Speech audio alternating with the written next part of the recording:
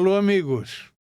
Aqui estamos para mais uma edição do podcast do Gente que Fala.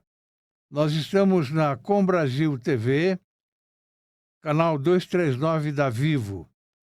YouTube, você, por favor, entra no YouTube, inscreva-se e ative o sininho. Estamos no Instagram, Facebook e OTV, além da TV aberta, canal 8 da Vivo e canal 9 da NET.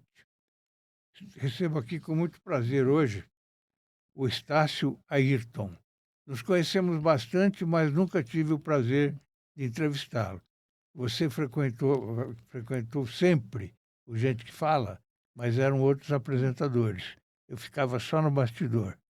E agora tenho o prazer de receber você aqui para entrevistá-lo, contar um pouquinho da sua história.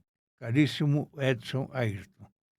Meu caro amigo Fausto, é bem verdade. Eu estive no seu programa, Gente que Fala, há muitos anos, né? Passei por vários apresentadores, pelo seu time inteiro, mas nunca tive a oportunidade e o prazer de dividir uma bancada aqui com você.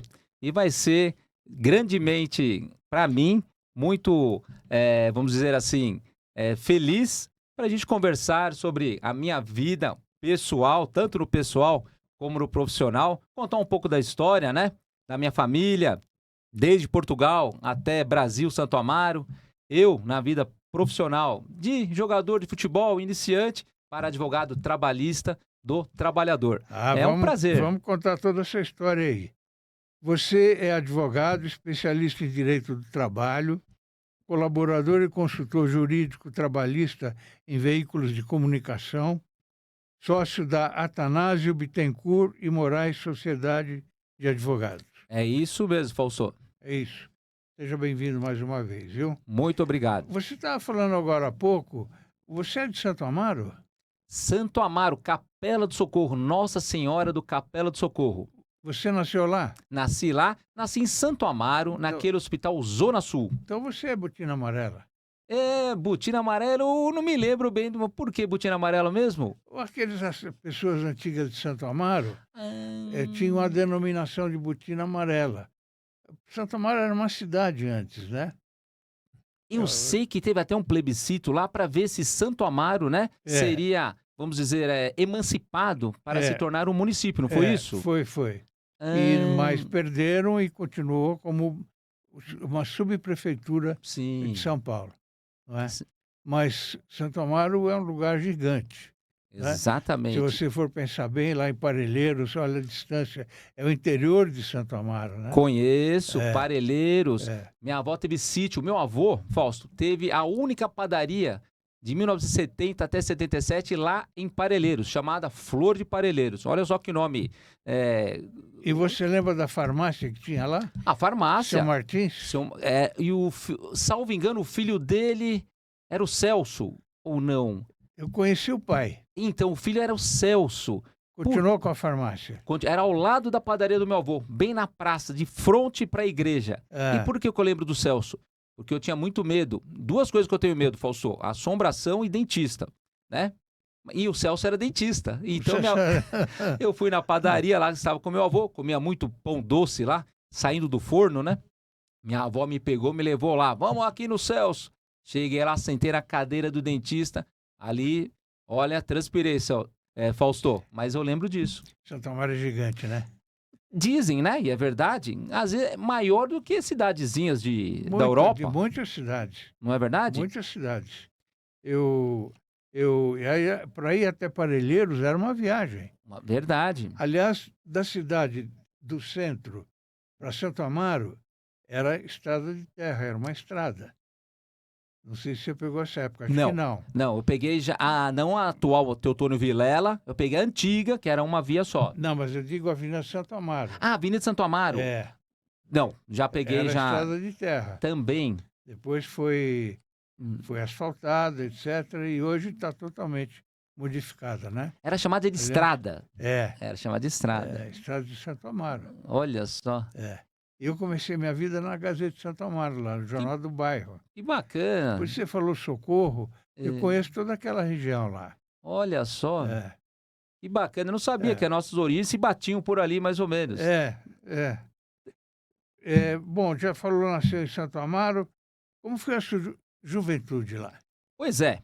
Então, minha família que veio lá de Portugal se radicou em Santo Amaro, né? Como a gente conversava. Olha só. Aí a querida Ilha de Cananéia. Outro cenário da minha Canané juventude. é uma delícia, não? Ilha de Canané. Cananéia. Há historiadores, Fausto, da USP, que sustentam que Cananéia é o primeiro povoado do Brasil, antes de São Vicente. Então, 1498. Lá tinha o bacharel Cosme Fernandes, que era um degredado português que estava lá e dominava todo o comércio de Cananéia até São Vicente. Quando falo nos livros de história, Fausto, que o Martim Afonso veio para colonizar, veio para eliminar o bacharel, que estava dominando todo o comércio. Era português de origem judia. E aí, o que aconteceu? Então, Martim Afonso veio com o seu irmão e três navios na época, navios, as famosas Sim, naus, né? sim. Para eliminar o bacharel. Só que quando chegou em Cananéia, Fausto, o bacharel, ele tinha mais de 1.000 homens, mais de 1.000 índios. Ele tinha canhões que pegava dos navios que vinham, ele roubava, navios franceses, né? Ele abordava, pegava os canhões, então ele fazia uma grande trincheira em Cananéia. Martim Afonso chegou para eliminar e saiu com o bacharel Cosme Fernandes como amigo, parceiro, né? Para não ser eliminado. É mole? Então, Cananéia, minha infância se dividiu num sítio que meu avô tinha lá em Parelheiros, na Estrada da Colônia, e Ilha de Cananéia. É uma delícia, é floresta amazônica e...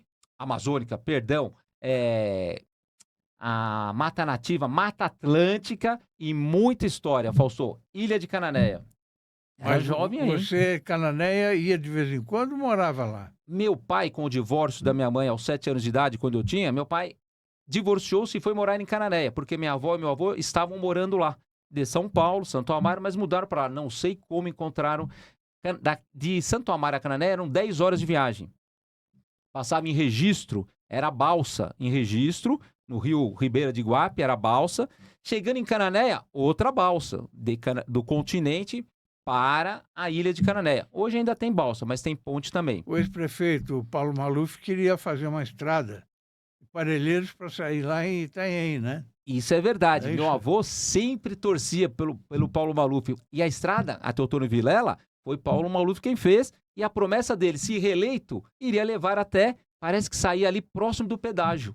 E aí parou, porque o Paulo não ganhou. Mas a Teotônio Vilela é graças realmente ao Paulo O Maluf. pessoal do meio ambiente também não aprovou, né? Na época, eu me lembro bem disso. Ah, entendi. É. E lá em Canané também, na época, o prefeito, lembro bem, José Herculano Rosa, muito amigo de Paulo Maluf. Tentaram fazer a ponte, não conseguiram num primeiro momento, mas depois, com a ajuda de Paulo Maluf, tem a ponte agora, do continente a Cananéia. E chama Euclides Figueiredo, irmão do ex-presidente João Figueiredo. João Figueiredo. Isso aí. Você é casado? Sou casado, Tem filhos? 4 filhos, Fausto. 2 pares Então, de gêmeos. olha aí. Olha lá. Olha aí, são umas 2 dádivas. pares de gêmeos. Primeiro- Parabéns. Primeiro um casal. Parabéns, que beleza. E essa foto aqui, Primeiro- sabe onde que é, Fausto? Santos. Também vou muito a Santos, né? Sei. Profissionalmente, tenho um apartamento lá. Gosto muito de Santos. E aí, o que aconteceu? Estávamos lá no Palácio do Café, tomando aquele cafezinho, onde tinha a bolsa do café, né? Aham. E me deparamos lá que tem um pessoal que tira foto com roupas da época. Eu tava meio encabulado e minha esposa falou, não, você vai também. E não é que ficou uma bela foto? Olha Ficou só, Fausto. mesmo. Os barões do café, uma- Fausto. Uma ótima lembrança. Muito Uma bacana. ótima lembrança. O que motivou você a se tornar advogado, Estácio? Olha, Fausto, eu vou dizer a você que eu tenho na minha memória como se fosse hoje. Com meu avô, esse filho do português que veio lá de Portugal, se radicou em Santo Amaro, tinha padaria. E aí, ele falou, me pegou nas mãos, vamos ali. Tinha uns imóveis alugados, né? Olha só, eu tinha acho que 6 anos por aí. E foi no escritório de um colega, lá na região, lá na Capela do Socorro. Vamos fazer um contrato de locação. Aí, o colega, na época, aquele escritório ainda antigo, bonito, móveis antigos, me lembro perfeitamente. Tirou um formulário, colocou naquela máquina Olivetti, né? E digitou lá, datilografou, né, Fausto? Datilografou o nome do meu avô, o nome do inquilino, o valor do aluguel e o prazo. E eu só olhando. Aí meu avô, na época, perguntou, e quanto eu pago? Ele pagou o valor de um aluguel. Nada contra os honorários, né, Fausto? É o pão nosso de cada dia. Claro. Eticamente, respeito e eu vivo disso, né? Mas eu fiquei assustado. Falei, nossa, avô, ele colocou o papel ali na máquina, datilografou, 3 minutinhos, cobrou um aluguel. Ele falou, é isso mesmo. Então, falou, Neto, estude e um dia você pode fazer isso. E não é que daí ficou na minha mente, não é que me formei no Mackenzie aí, Fausto? No Mackenzie. No Mackenzie. Você fez ginásio onde? Escola pública, Fausto, do pré até o 3º colegial. Na nossa época, era 3º colegial, Em né? Santo Amaro também. Capela do Socorro. Capela. Avenida de Pinedo, Capela do Socorro. Escola Dom Duarte Leopoldo e Silva. Olha aí. Aqui já é na OAB, Fausto. É. Aqui eu já tinha passado pelo colégio Dom Duarte Leopoldo Silva, já tinha sido aprovado no vestibular, me formado e passei na prova, no exame da OAB. Olha só, cabelos pretos, sem barriguinha. Aqui é a OAB Central, né? Aqui na Praça da Sé, Fausto. Praça Olha lá, da Sé. peguei minha carteira, olha só que emoção Aí. e que sensação de dever cumprido. É. E começando a vida profissional. Que beleza. Olha só, os Parabéns, colegas viu? ali. Parabéns. Que beleza. Você É deve ter isso. muita história. Por que você escolheu o ramo trabalhista? A vida me levou, viu, Fausto? Vou dizer a você que eu comecei em grandes empresas, fazendo estágio, advogado trainee. Comecei na Votorantim, do Antônio Hermílio de Moraes. Aqui perto, Sim. na própria aqui, num grupo Cimento Itaú. Comecei lá, direito empresarial, depois saí, fui para Cristais Prado, uma empresa familiar da dona Veridiana da Silva Prado. Quem fazia os copos de Brasília, da diplomacia, da escola lá de Brasília, como é a escola de Rio Branco, eram os copos todos da Cristais Prado, uma empresa tradicionalíssima. Enfim, direito empresarial também. E depois parti para a carreira solo, Fausto, abri o escritório. E daí a vida me proporcionou o direito do trabalho, por quê? Comecei a ver que tinham mais clientes na área trabalhista. E aí comecei a me interessar, a me empolgar e até depois partir até para o direito sindical e o direito individual do trabalho. E estou até hoje. Qual é a história da Atanásio Bittencourt e Moraes Sociedade de Advogados? Fausto, passa por Cananéia e passa também pelo direito do trabalho. Por quê? As minhas duas sócias, doutora Andresa e doutora Bianca, trabalharam mais de 20 anos no Sindicato dos Trabalhadores da Construção Pesada, defendendo anos e anos os trabalhadores dessa construção pesada, da construção de pontes, viadutos, estradas, né? E Andresa, minha colega e sócia, é amiga desde a Ilha de Cananéia, quando nós vimos lá a famosa Ilha de Cananéia. Desde pequenos éramos amigos. E aí, nós fomos crescendo, cada um foi para um lado, enfim, quis a vida, quis o destino de nos encontrarmos, ela saindo do sindicato, eu saindo da minha sociedade anterior, e formamos a Atanásio Bittencourt e Moraes.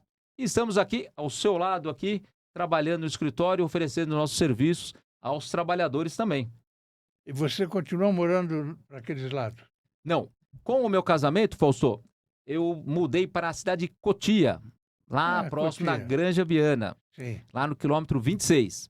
Então, com o casamento, como a minha esposa trabalha lá, e os pais também, né? Pertinho de São Paulo, lá em Cotia? 26 quilômetros é perto, mas o trânsito da Raposo, né, Fausto? Todo mundo sabe. Eu sempre posto nas mídias, olha, estou aqui na Raposo, 1 hora e meia. Eu sou conhecido, acho que o advogado da Raposo, porque eu sempre posto o trânsito. E estou lá, desde 2002, Fausto. Qual é o maior problema que o pessoal leva para você na área do trabalho? Olha, Fausto, a gente sabe que a Justiça do Trabalho e o advogado trabalhista, todos envolvidos, né, é uma forma de equilíbrio entre as forças do capital, da empresa e do trabalhador. Sabemos que não é fácil ser empresário neste país por conta de tudo, as dificuldades, os impostos, né? Agora, o trabalhador, Fausto, vou dizer a você que ainda aqui em São Paulo, imagine a nível Brasil, as grandes dificuldades são ter os direitos trabalhistas da CLT respeitados, seja hora extra, seja direitos coletivos, o vale transporte, o vale refeição, quando tem a rescisão, quando é mandado embora, não recebe tudo. Então, Fausto, digo a você que são os direitos básicos do trabalhador. O que está lá na CLT, desde o nosso saudoso Getúlio Vargas. Entendeu? Foi com ele que começou. Isso mesmo. Quem mais reclama sobre problemas trabalhistas, o homem ou a mulher? Olha, eu vou dizer a você também, Fausto, que a gente vê que na grande maioria, quando eu comecei a advogar na área trabalhista, 15 anos atrás, era mais o homem. Mas eu acho que com a informação, com as redes sociais, né, ficando mais fácil você entender, conhecer os seus direitos, está nivelado. Vejo tanto o homem como a mulher, tanto o trabalhador como a trabalhadora, sabem dos seus direitos e vão reclamar na Justiça do Trabalho. E aí procura os colegas trabalhistas, procura a gente. Então, tanto os homens como as mulheres com seus direitos específicos, né? Na grande maioria, tem lesado, por exemplo, vamos dar um exemplo aqui, da licença maternidade. Muitas mulheres ainda trabalhadoras são despedidas, Fausto, sem justa causa, né? Quando grávidas. E aí, nós temos que pedir ao juiz do trabalho a reintegração e que a empresa anule toda a rescisão. Então, eu digo que hoje eu vejo que há um equilíbrio, tanto os trabalhadores como as trabalhadoras. Você já enfrentou casos de empregados em condições análogas à escravidão, Estácio? Eu tenho um caso emblemático, viu, Fausto? Que deu até mídia na sua área, escrita, televisiva. Foi de uma cliente nossa, que eu estava numa rádio, num programa de rádio, falando sobre direitos trabalhistas, sobre as condições análogas a de escravo. Que tinha direito sim, que podia reclamar. Que não tem a prescrição, os direitos são todos reconhecidos. Enfim, ela estava com um radinho de pilha, me falou, ouvindo o programa. Quando então ela percebeu que tinha direitos, que aquela condição que ela trabalhava não era de trabalhadora da CLT, era análoga de escravo. Ela veio com 12 anos de Curitiba, de uns patrões portugueses, eu lembro que a gente escreveu isso, na promessa para os pais de ser mais uma filha adotiva. Quando chegou em São Paulo, disse ela que foi uma viagem terrível, veio vomitando, passando mal, nunca havia andado de carro. Era bem pobre, ela tinha descendência indígena. Quando chegou em São Paulo, só a história rápida, aquela história de ser filha, Fausto, foi só para a mãe. Para inglês ver. Foi só uma justificativa. Na verdade, logo no primeiro dia, ela já foi dormir no chão do banheiro da Casa dos Fundos. E ali, de 10, 15 dias, já teve uma pneumonia. E, enfim, Fausto, de 12 anos aos 36 anos, ela trabalhou servindo toda a geração dos filhos e depois das netas. Todo esse tempo. Dos 12 aos 36 anos. Foi registrada com 18 anos, só na carteira, nunca teve salário. Por quê? Tudo o que ela recebia era descontado. Desde esmalte, absorvente. Alimentação também, então.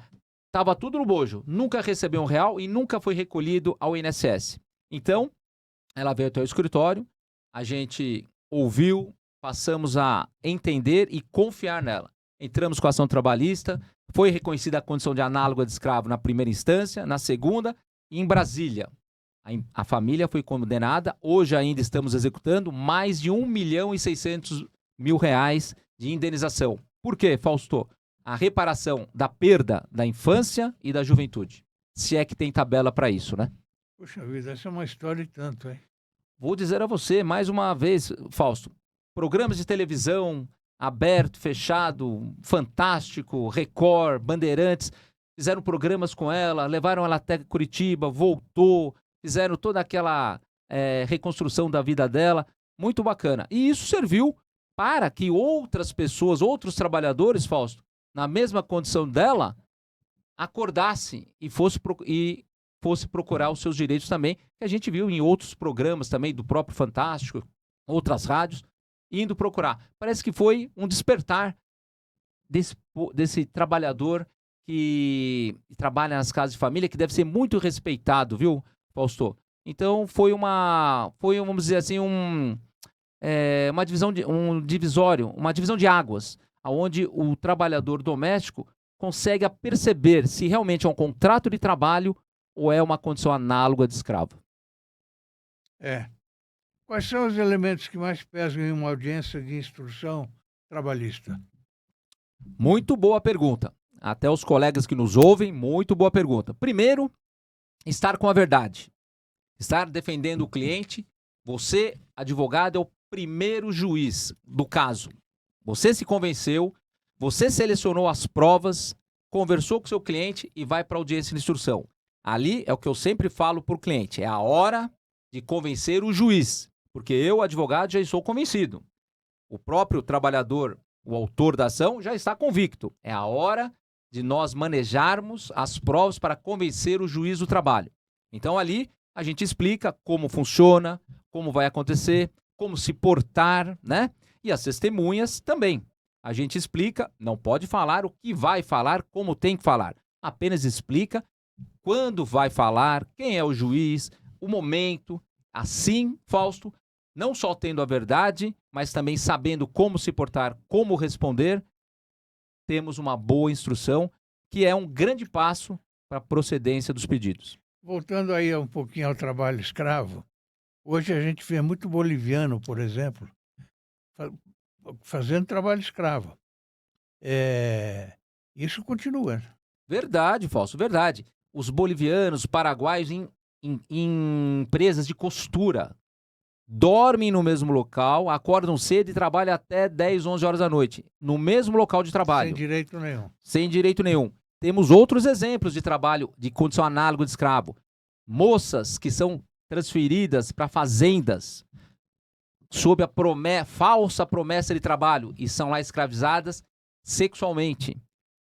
Prendem os documentos, longe de transporte. Então, Fausto, ainda infelizmente no Brasil, em São Paulo, temos esse problema histórico, social para resolver. Se acontece em São Paulo, imagina no Brasil. Imagina nos rincões, Fausto. Nordeste, Amazônia, Acre, Pará, onde a informação ainda não é tão forte, tão fácil. Claro que temos as redes sociais, mas o acesso não é tão fácil. Então, é complicado. Esse pessoal é subjugado por empresários que não valem um tostão furado, né? Verdade, Fausto.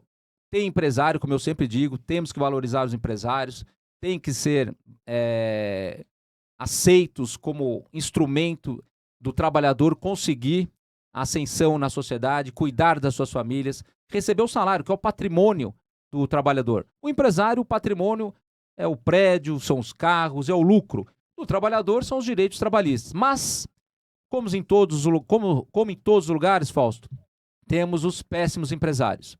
E realmente não pagam, escravizam e aí vai. Isso ainda temos que resolver neste país. Espero que a maioria não haja dessa forma, né? Não, realmente temos, a gente sempre fala, tem empresários que são verdadeiros artistas, porque para viver nessa economia não é fácil, né, Fausto? Então, eles se reinventam a cada dia, estão à busca de novos fornecedores, novos clientes para tocar o negócio. Então, como eu sempre digo, os empresários desse país não são os grandes vilões, são eles quem ajudam a empurrar essa economia para frente. Só que alguns, como em todo segmento, às vezes pisam na bola, né, Fausto? Então é isso. E sua experiência como a cultura organizacional pode influenciar no cumprimento das normas trabalhistas? Com relação à estrutura de leis? Isso.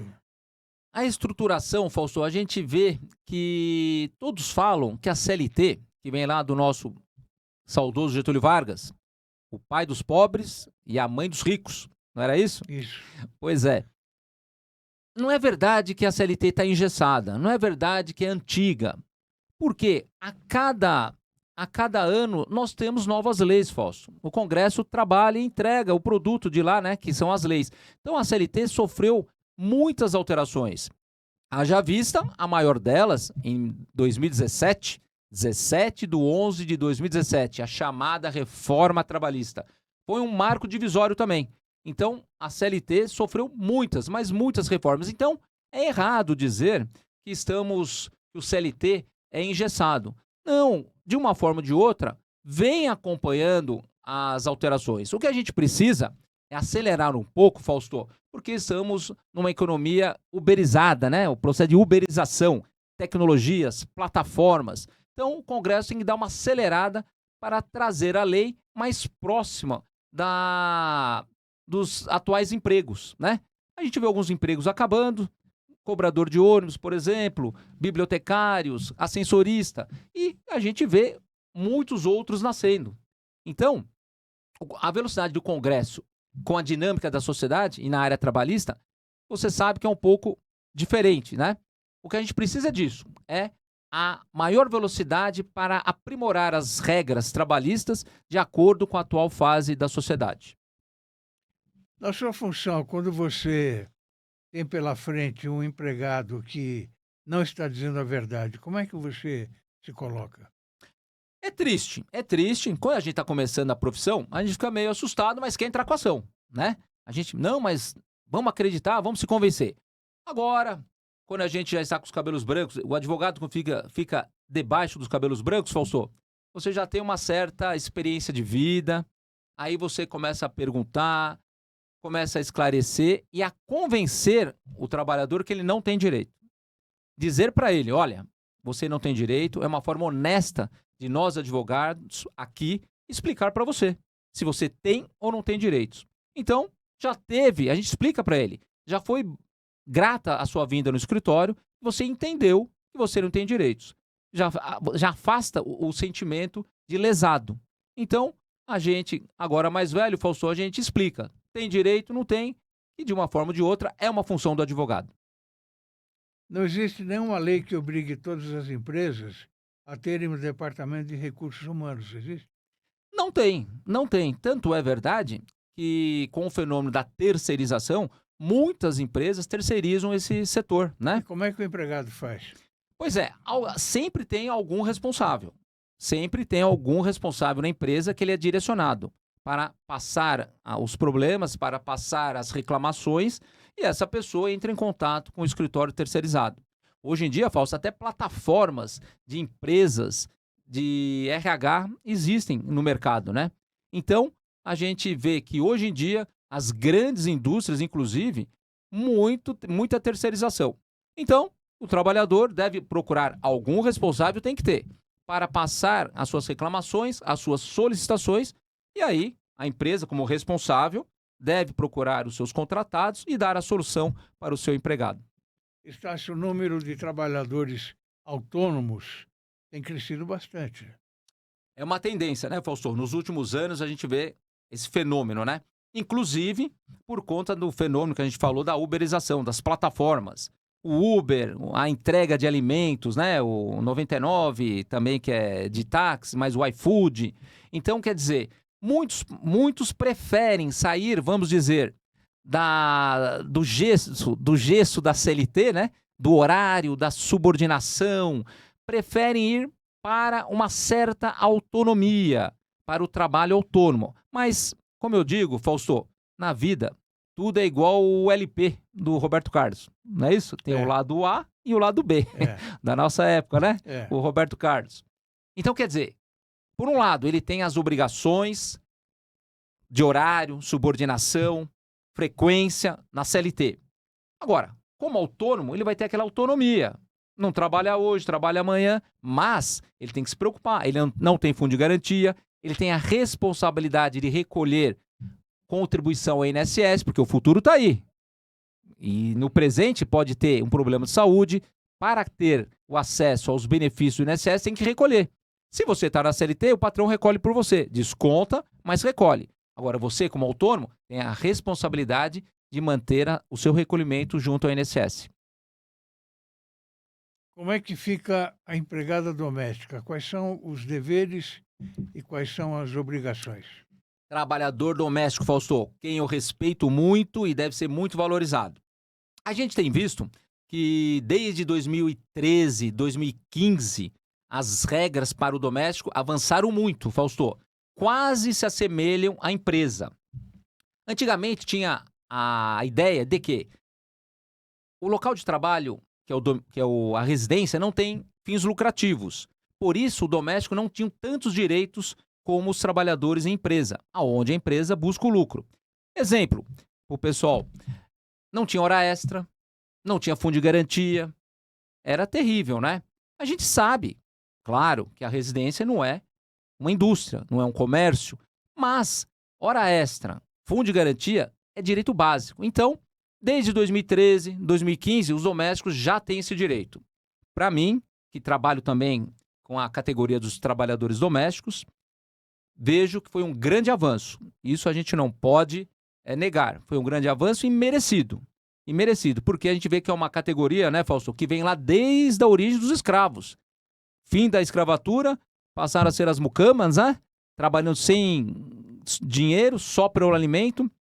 E depois, com muita dificuldade, em 1972, 73, veio o reconhecimento do contrato de trabalho e da previdência social. Então, é um percurso muito dolorido, de muito trabalho, de muito esforço dessa categoria, que hoje eu vejo que tem bastante direitos já.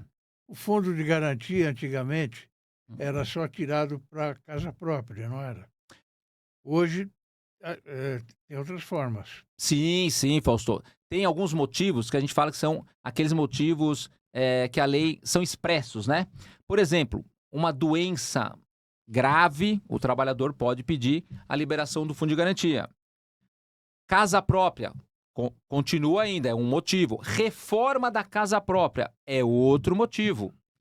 Quando tem alguma catástrofe, por exemplo, na terrível Covid, né, Fausto, que a gente enfrentou de 2020, o governo federal liberou bastante dinheiro do fundo de garantia aos trabalhadores. Então, aumentou o leque das possibilidades do trabalhador pegar o dinheiro do fundo de garantia, que, a bem da verdade, é do trabalhador. Quem paga são as empresas. 8% do salário mensalmente. Só que esse dinheiro é do trabalhador. É utilizado pelo governo, como foi criado lá atrás, né, Fausto? Para a infraestrutura, para o saneamento básico, mas a gente sabe que hoje em dia o governo usa para outras coisas, inclusive, né? Mas é isso. Doença, catástrofes, reforma de imóvel, compra de imóvel, o trabalhador tem acesso ao fundo de garantia. Em caso de demissão, qual é o prazo que o patrão tem para pagar? Isso daí, Fausto, foi unificado com a reforma trabalhista que eu falava em 2017. Antes tinha uma diferença. Agora não. Agora fica fácil. Foi demitido sem justa causa. Pediu a conta. Foi demitido por justa causa. São 10 dias. Não tem dúvida. 10 dias contados a partir de quando, Fausto? A partir do último dia de trabalho. Último dia de trabalho, fez a rescisão, o patrão tem 10 dias corridos para pagar. E se não pagar? Tem uma multa. Está prevista lá na CLT. Um salário nominal a favor do trabalhador. E se nem assim o patrão pagar? E agora? Aí, Fausto, é procurar um advogado trabalhista e reclamar na Justiça do Trabalho. E em caso de atraso de salário, Estácio? Fausto, não tem multa para o trabalhador. É uma multa que a Delegacia Regional do Trabalho impõe ao empregador, mas essa multa vai para a União Federal. Agora, quais os direitos do trabalhador que tem o salário atrasado? Hoje em dia, que está em moda, vamos assim dizer, é antigo, mas é a rescisão indireta, que o trabalhador e os advogados estão aplicando muito hoje em dia. Infração grave do patrão com relação ao contrato de trabalho ou com a lei, aplica-se a justa causa no patrão. Atraso de pagamento de salário, falta de depósito de fundo de garantia, assédio moral, assédio sexual, é gravíssima a infração. Cabe ao trabalhador pedir ao juiz do trabalho que declare a rescisão indireta e receba todos os direitos como se fosse despedido sem justa causa. Estácio, estamos mostrando aqui o nosso portal Orbis News. É um portal só de artigos. E eu aproveito a oportunidade para convidar você a escrever artigos no momento que você quiser, tá bom? O uma surpresa grata. Muito obrigado. Outra Está surpresa. à sua disposição. Vou ter a responsabilidade e o carinho. Ele está aí com mais de 100 mil visualizações. Muito bacana, bem? Fausto. Tá feito o convite. Maravilha. Você acredita que a fiscalização trabalhista no Brasil é suficiente para garantir condições seguras em ambientes industriais que apresentam riscos de insalubridade? Fausto, ainda a demanda é alta e o braço do Ministério do Trabalho é pequeno ainda. Ou seja, falta fiscal. Então, em São Paulo já é complicado. Imagine a nível Brasil. E, Fausto, eu vou dizer a você que uma das principais obrigações do patrão é garantir a segurança no local de trabalho e a rigidez da saúde do trabalhador. Isso é uma responsabilidade do patrão. Mas quando ele não tem, como nós falamos, né? Cabe ao Estado fiscalizar. Cabe ao Estado ir na empresa e verificar as condições de insalubridade, que são aqueles elementos nocivos à saúde. Pode ser biológico, pode ser ruído, né? Pode ser o frio, entrar em câmara fria, o calor, né? E também as condições periculosas, Fausto. Aquelas que dá periculosidade. Explosão, material líquido inflamável. Então, cabe ao patrão. Se o patrão não faz, o Estado tem que fazer. O direito do trabalho tem a ajuda do Estado, Fausto. E o Estado, com a fiscalização, deve proteger o trabalhador. É isso. Quais são os erros mais comuns em perícias de insalubridade? A gente tem muito problema com isso, viu, Fausto? É bom que o trabalhador saiba que na Justiça do Trabalho não temos os peritos concursados. Pois é, não temos. E como fazemos? A Justiça, Fausto, ela nomeia, através do juiz, ela nomeia engenheiros de segurança do trabalho para atuarem como peritos. Claro que eles têm um compromisso com a verdade e a responsabilidade, né? Mas isso, vamos dizer, dificulta a rapidez, dificulta nós termos um leque de engenheiros, até especialistas em determinadas áreas. Então, a gente entende, nós que trabalhamos na justiça laboral do trabalho, a gente vê que é um pecado que temos que também resolver. E, em razão dessa demora, falta de especialista, às vezes os laudos ficam comprometidos, Fausto. Às vezes o perito não vai na questão, no cerne da coisa. E aí, o laudo é negativo e quem toma prejuízo é o trabalhador. Esse é o grande problema atual da Justiça do Trabalho. Em que medida a empresa é responsável por danos ao trabalhador decorrentes de uma exposição insalubre?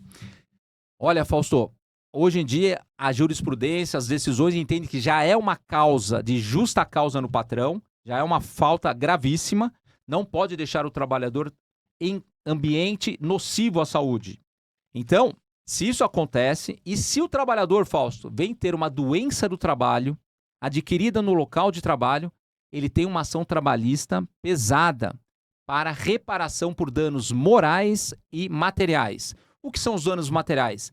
É a perda da capacidade para o trabalho que esse trabalhador teve nessa condição insalubre, que ele vai receber do patrão até ele ficar apto ao trabalho, ou, se for, infelizmente, uma doença permanente, até 75 anos de idade.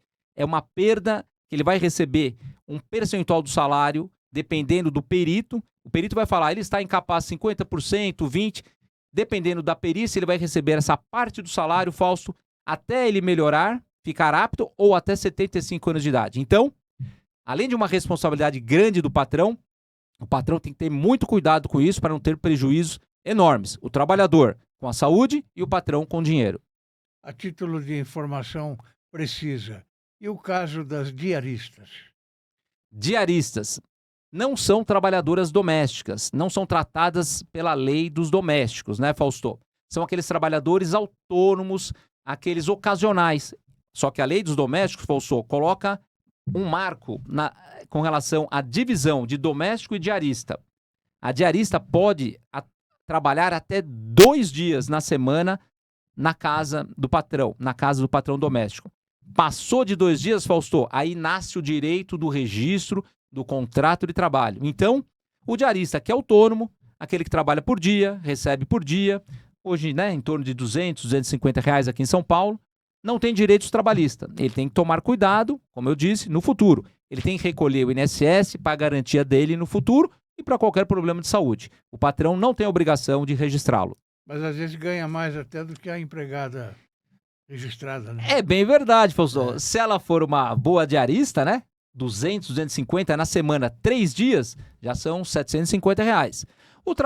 O salário médio que a gente vê das queridas domésticas aí está em torno de R$ 2.000, 2.500, que não é um salário baixo hoje em dia, Fausto, que a gente vê. Tem muito chão de fábrica, trabalhadores de chão de fábrica, como se fala, que ganham menos. Então, até os salários das queridas trabalhadoras domésticas, que são merecidos, hoje a gente vê que está até mais alto de alguns trabalhadores em empresa. É. Como é que você avalia o atual nível de informalidade no mercado de trabalho brasileiro? Bastante, né, Fausto? Crescendo, né? Crescendo, bastante. E por quê? Porque a oferta de trabalho tem, mas às vezes nem sempre as condições são aquelas que o trabalhador procura. Então, aquela história, ele prefere ir para o trabalho informal, ter autonomia, às vezes, né, Fausto, ganhar mais, ter a liberdade, do que ficar engessado na CLT. Só que tem um grande problema, né, Fausto, que a gente sempre fala. Tem que tomar cuidado, porque se não recolher para o INSS, não tem os benefícios, não tem auxílio-doença, não tem aposentadoria lá na frente, não tem o fundo de garantia, mas infelizmente a gente vê que na economia nacional, grande parcela dos trabalhadores caminham para o informalismo. Tem alguma estratégia para proteger esse pessoal, não? Não tem nenhuma política governamental que eu veja atuante. Não tem.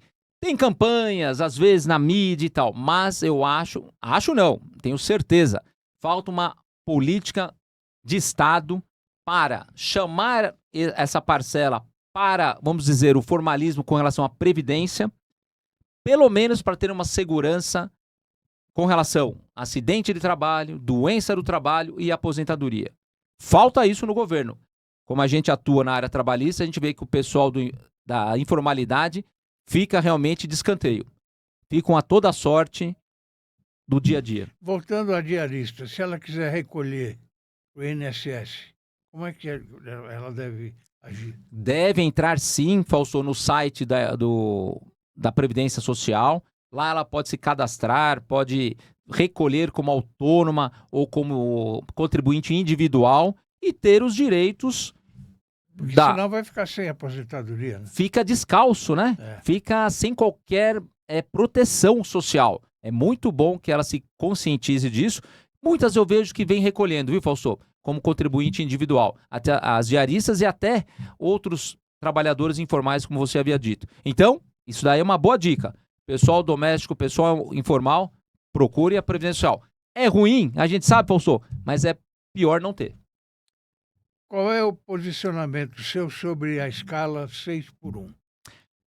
6x1 é a nossa, né? Aquela que trabalha bastante, eu sei. Aquela que você tem uma folga na semana, que é lei, né, Fausto? Uma vez na semana o trabalhador tem que descansar. E um dia no mês tem que ser o domingo. O trabalhador poder comer aquela macarronada com a família e jogar aquele futebol. Ir no estádio, no Morumbi, ver o São Paulo jogar, né?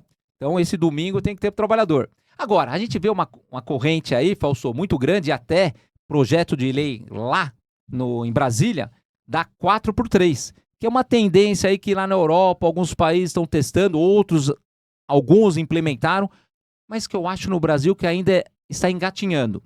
Eu acho que ainda não vai conscientizar tanto os empresários como os nossos deputados para votarem numa 4x3, viu, Fausto? Eu acho que ainda é cedo. Tem as vantagens e as desvantagens, como tudo nessa vida, né? Você falou que você é São Paulino. São Paulino, desde, sabe de quando? Desde quando eu nasci, Fausto. Desde pequenininho. Eu sou palmeirense. Também desde quando nasci. Grande time, adversário. Sabe o que eu queria do Palmeiras? Além da amizade dos palmeirenses? Eu queria a dona Leila. A dona Leila é uma grande empresária e ela cuida bem do time do Palmeiras, hein, Fausto? E o técnico também, né? Mas o técnico também é bom, né? Português. Português, da colônia. Olha, tem status de ser da seleção brasileira, viu? Eu vou além. Por falar em colônia, você frequenta a colônia, não? Não frequento, viu, Fausto? Nem a Casa de Portugal, nada? Olha, fui uma vez num curso lá, fui uma vez. Mas fiz o curso, muito bolinho de bacalhau maravilhoso.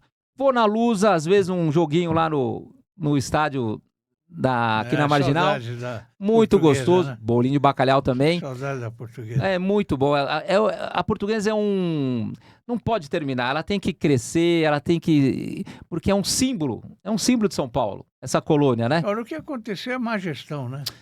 A gente sempre cai nisso, né, Fausto? Parece que realmente gestores mal intencionados passaram por lá também. Mas o atual presidente vem brigando e trabalhando muito. Tomara que dê certo. Reforma do estádio, estão pensando coisas grandes. Salve a Portuguesa, viu, Fausto? São dois times que a gente gosta, né? Portuguesa e Juventus. O Juventus, o menino travesso, o moleque travesso. É, O gol mais bonito do Pelé que ninguém viu.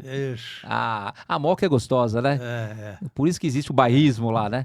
A Moca é gostosa, muito boa a Moca. Tem muito bairrismo mesmo. A Juventus, o Juventus, né? A Juve é lá na Itália. Exatamente. Nosso aqui é o Juventus. Considerando o avanço da automação e inteligência artificial, como você acredita que o direito do trabalhador deve se ajustar? Não podemos negar a tecnologia, é um processo que a gente sabe que é diuturno e é inevitável, né, Fausto? Então, o que acontece? Temos que trabalhar com ela, tem o lado ruim também, que tira o trabalho de alguém, né, de algum trabalhador, mas nós, os deputados, as empresas, temos que caminhar juntos com a inteligência artificial. Nós, advogados, Fausto, temos muita atividade hoje em dia com relação a estudo, com relação à construção de peças. Não que a inteligência substitua a arte do advogado, mas auxilia. Não pode substituir. Então, tanto na área jurídica como em qualquer outra área, temos que caminhar juntos. E lá no Congresso Nacional também com projetos de lei que, vamos dizer, ajude a empresa e o trabalhador a extrair o bom da inteligência artificial. Porque, como eu disse, é um processo sem volta. É um processo que está aí, qualquer um pode ter acesso. Eu vejo com bons olhos, mas temos que tomar cuidado com aquilo que não presta, né? Não podemos perder a humanização, não podemos perder aquela arte do trabalhador, mas tudo que é tecnologia na área da saúde, na área do trabalho, o homem tem que absorver, tem que fazer ser utilizado para o bem-estar. E como é que você prevê o futuro, Estácio? Olha, pergunta filosófica, hein, Fausto? a gente sempre pensa realmente no mês que vem, né? A gente pensa nas férias forenses que já está aí, mês que vem. Bom, o que eu desejo, Fausto, como a gente é de uma criação um pouco anterior, a gente vê uma juventude aí que é muito avançada, muito tecnológica. O que eu desejo é que essa juventude não perca as raízes, não perca aquela educação de base, não perca o amor, não perca o bom dia ou boa tarde, o respeito pelo próximo, pelo idoso, pelo doente. Eu penso que a minha maior preocupação é com o homem, porque com a tecnologia, com a eletrônica, eu vejo que isso é um curso natural. A minha preocupação é com o homem, que não perca de vista a religiosidade, que nós estamos aqui de passagem, temos um Deus muito maior que comanda tudo isso. A minha preocupação é com o ser humano, porque a tecnologia, os foguetes, isso é um curso normal que eu vejo que não tem volta. É dia a dia e sem volta. A minha preocupação é isso, é com o ser humano. Embora não seja a sua área, mas como cidadão, como é que você vê o que aconteceu no Rio de Janeiro dias atrás? Fausto, desde pequeno eu acompanho campanhas políticas, já trabalhei muito em comitês, nunca fui político, mas já trabalhei muito em comitês. Sou fã do senhor Jânio da Silva Quadros e de outros tantos. E desde pequeno eu vejo nas campanhas as promessas: segurança, saúde. E eu vejo que depois, com o advento da democracia, do movimento democrático, eu vejo que o Rio de Janeiro foi muito abandonado. É a minha impressão. E são anos e anos da ausência do Estado. E daí, essa formação das comunidades, que tem muito trabalhador, muita gente boa, mas que infelizmente é a parte ruim também, que é o lado B do LP do Roberto Carlos que eu te falei, né? Tem o lado A e o lado B, né, Fausto? E aí, esse criadouro do crime organizado, da ausência do Estado, e às vezes até as milícias, que já é uma evolução do crime organizado. Enfim, um problema crônico, que eu entendo que não é fácil, mas tem que resolver. Vai levar anos. Anos, mas eu quero dizer que eu apoio, torço e tenho muita pena da polícia que lá esteve. Acho que é necessário, acho que tudo faz parte para a solução. Saúde, a presença do Estado, vacinas nas comunidades, o saneamento básico. Mas eu quero dizer que, infelizmente, a gente não deseja confronto, mortes, mas a força policial acho que é importante para pegar essas pessoas, não para matar, para dar a oportunidade de se render e ser preso e processado com o devido processo legal. Mas a presença da polícia é necessária. Lamento as mortes dos policiais, das pessoas que morreram, mas tiveram a oportunidade de se entregar. Então, eu quero dizer que eu me posiciono a favor das investidas policiais, do segurança do Rio de Janeiro, como o governador fez, mas a solução não é só essa. A gente sabe que o buraco é muito mais embaixo, são anos e anos de abandono. Enfim, torço que agora, com mais esse episódio terrível, mas necessário, tanto os governos estaduais como um todo e o federal se unam de uma vez por todas para tentar ter o interesse político de resolver, sem qualquer polarização. Continuando sobre trabalhismo, como é que você vê a licença paternidade? Bom, assunto mais leve, né? É mais leve, bem mais leve. Necessário também, viu, Fausto? Vou dizer que há quem entenda que o empresário precisa do trabalhador, precisa trabalhar, precisa ir atrás da produção. É verdade, é verdade. O empresário está atrás do lucro. Só que, de outro lado, tem o trabalhador que é humano. E quando o homem tem o filho, homem e mulher, são os dois responsáveis. E não só na parte jurídica aqui, mas lá do psicológico, lá dos psicólogos, né? Profissionais, sempre informam que a presença do pai, da mãe, desde o início do pequeno, é importante, Fausto. Então, eu vejo com bons olhos, eu vejo que está certo pensar na licença paternidade, é muito importante para a família. E a gente sabe que a família, né, Fausto, é o grande sustentáculo da sociedade. É a base de tudo. É a base. Então, o empresário tem que ver com bons olhos. E aí o governo ajudar o empresário, quem sabe impostos, menos impostos e tal.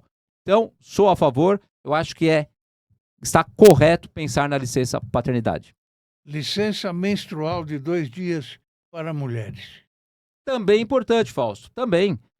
Eu sou casado com uma mulher, tenho 3 filhas e sei que não é fácil, né? Morei com a minha mãe e com a minha irmã, pais separados. Conheço o problema, sei das dificuldades desse período. Então, nada mais justo na vida da mulher, enquanto trabalhadora, ter esse respaldo, ter também esse benefício para se cuidar, porque não é fácil. Então, mais uma vez, o empresário tem que se conscientizar que é um problema natural e deve ser tratado com carinho. O lado dos impostos aí é com o governo para ajudar o empresário. Mas vejo que é extremamente necessário pensar na trabalhadora nesse ciclo. Na sua visão, qual é o maior desafio do mercado de trabalho brasileiro atual? Fausto, é cada um cumprir o que é seu. E sempre a gente buscar o melhor, tanto para o patrão como para o empregado. Tudo isso conciliando folha de pagamento, automação, impostos, cursos, treinamentos. Tudo isso voltado ao bem-estar do trabalhador e da empresa. Grande desafio é o empresário conseguir ter dinheiro para pagar os impostos e pagar a folha. E o trabalhador, né, Fausto, para ter melhores salários e mais benefícios. Tudo isso em prol de uma economia pujante.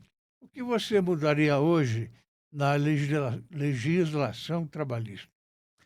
Olha, Fausto, como eu disse, a CLT não é tão rígida assim como lá do Getúlio. Já sofreu bastante alteração. E precisa de mais. A sociedade é dinâmica e o direito é estático. Então, eu vejo que o que a gente mais precisa é cada vez pensar mais no trabalhador, com treinamentos, melhores salários. De outro lado, o governo, Fausto, ter políticas, ter verdadeiras reformas tributárias para possibilitar o empresário de ter mais dinheiro para pagar melhores salários, investir em outros turnos, mais benefícios. Então, a minha preocupação é o governo estar ao lado do empresário e do trabalhador. Não só de um lado não funciona. Leis mais progressivas, porém, sempre pensando no trabalhador, com relação à proteção previdenciária, à proteção de acidentes e bons salários, né, Fausto? Que conselho você daria ao jovem que está entrando no mercado de trabalho agora? Um conselho que eu tive quando era pequeno, lá do meu avô. O contrato de trabalho é uma mão dupla. Vai e volta. Tenha compromisso, trabalhe com a verdade e nunca deixe aquela responsabilidade, aquela educação em falta. Não quer mais, converse com o patrão. Tem alguma reclamação? Converse com o empregador. Ou seja, faça do contrato de trabalho uma via dupla, tanto de direitos e obrigações. Por quê? O trabalho ainda é o único caminho de você ter um sucesso na sua família e na sociedade. Você foi jogador de futebol? Pois é, Fausto, olha só, apaixonado pelo tricolor do Morumbi, percorri com esse sonho, como muitos moleques hoje em dia, né? Então, quando lá comecei com 5 anos, passei por futebol de salão, na minha época era futebol de salão, né? Primeira divisão, disputei Campeonato Paulista, disputei terceira divisão nesses campos mais longe do estado de São Paulo, nas cidades mais pequenas. Na época, eu lembro muito bem, presidente da Federação Paulista, José Maria Marim. Disputei até chegar no São Paulo Futebol Clube, por onde fiquei apenas 2 meses. Veja só. Fiquei lá entrosando, na época era o diretor Pimenta. Pimenta quem me recebeu no São Paulo. Grande presidente. Presidente Pimenta, lembro muito bem. E aí fui apresentado para o José Herculano, que era o prefeito de Cananéia, onde lá disputei terceira divisão, sob o comando de José Maria Marim na Federação Paulista, e fui apresentado ao São Paulo, onde eu entrei e por 2 meses fiquei. Mas aí não deu certo, por muitas coisas, né, Fausto? Aí eu saí ali do Morumbi e pensei um negócio, olha, acho que eu vou estudar. Peguei um livro de direito, teve aquele negócio que eu já lembrava do meu avô, lá do colega que cobrou uma locação pelo contratinho em formulário, né? Falei, é isso, vou estudar porque a carreira de futebol não é fácil. E hoje estou aqui sustentando minha família com a advocacia e falando com muito prazer a você, um ícone, um jornalista de mão cheia. Imagina, sobre o direito do trabalho. O ícone é por sua conta, hein? Não, pelo coração. Você hoje pratica algum esporte? Natação. Só que eu dei uma parada. Natação para quê? Para o bem-estar, né? Como diz o meu médico, depois dos 40, Fausto, a gente é igual um carro usado. Tem que desmoronando. Só passar por revisões, né? É. Então, só que agora teve um probleminha no ombro aqui, tô tratando, mas vou voltar para as piscinas. Tá certo. Meu amigo Estácio, foi um prazer receber você aqui. Eu espero que você venha mais vezes, porque esse é um assunto que interessa a todo mundo, não é? Você esclareceu muita coisa que as pessoas, tenho certeza, nem pensavam nisso. Então eu peço que você se despeça, mas me prometa que voltará mais vezes aqui. Ah, mas isso não precisa prometer. Isso daí o coração vem sozinho. Quero agradecer a grande oportunidade de estar nesse programa Gente que Fala, esse podcast comandado por você. Venho com toda a vontade, com todo o prazer, mesmo porque estou aqui ao lado. E é um prazer ser entrevistado por você e com todo o pessoal que está nos ouvindo. Grande abraço, Fausto. Abraço também para você. Aos amigos, o meu muito obrigado pela atenção. Fiquem com Deus e até a próxima.